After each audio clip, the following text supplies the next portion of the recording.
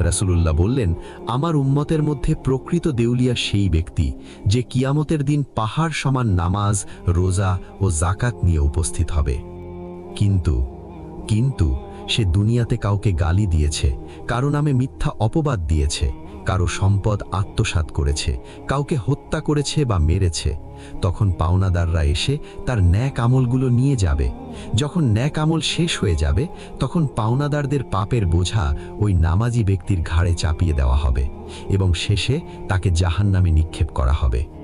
প্রিয় ভাই ও বোন, আপনি তাহাজ্জুদ পড়েন, কিন্তু আপনার জিহ্বা দিয়ে প্রতিবেশী কষ্ট পায়।